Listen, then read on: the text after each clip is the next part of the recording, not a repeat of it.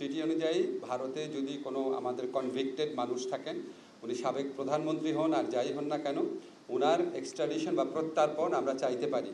আমরা খুব দ্রুত আইন মন্ত্রণালয়ের মাধ্যমে আপনাদের জানাবো যে আমাদের এই ছাত্র জনতার বিপ্লবকালে যেই গণহত্যা ঘটেছে, যেই মানবতা বিরোধী অপরাধ ঘটেছে, সেটার বিচারের লক্ষ্যে আমরা কিছু পদক্ষেপ ইতিমধ্যে গ্রহণ করেছি, দৃশ্যমান কিছু অগ্রগতি হয়েছে, সেগুলি আপনাদের জানাবো। এখনই জানিয়ে দিচ্ছি, আমাদের ইনভেস্টিগেশন যে টিম আছে সেটা গঠিত হয়ে গেছে, প্রসিকিউশন টিম গঠিত হয়ে গেছে, আদালত পুনর্গঠনের চিন্তা চলছে। অচিরেই আপনারা দেখবেন বিচার শুরু হয়েছে। বিচার শুরু হওয়ার পর ডেফিনেটলি আমরা এক্সট্রাডিশন চাবো। আপনারা কি নির্বাচন বা এই সংস্কার এগুলি বিষয়ে যদি প্রশ্ন করেন একটু ভালো হয়।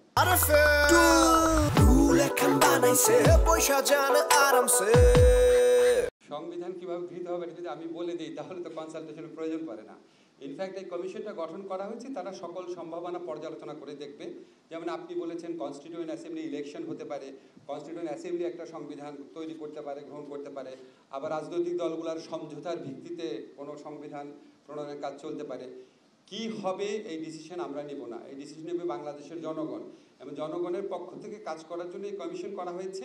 কমিশনে যতভাবে পারা যায় সমাজের সকল অংশের মতামতের প্রতিনিধিত্ব করা হবে এবং আশা করা হবে, আমি সকল অংশের মতামত বলতে সুস্পষ্টভাবে ক্লিয়ার করতে চাই, যারা গণহত্যাকারী ছিল, যারা মানবতা বিরোধী অপরাধ করেছে, আমাদের প্রায় অন্তত 1000 মানুষকে হত্যা করেছে, আরও অনেক অনেক অনেক মানুষকে গুরুতর আহত করেছে, চক্ষুহীন করেছে, এবং যারা বিচারের ভয়ে পালিয়ে বেড়াচ্ছে তাদের সাথে কোনো আলোচনা হবে না।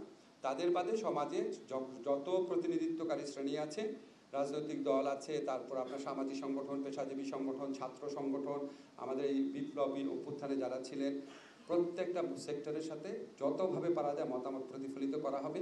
এবং এই কাজটা ঠিক কিভাবে হবে সেটাও আমরা ডিকটেট করতে চাই না, এটা কমিশনের মাধ্যমে ঠিক করা হবে।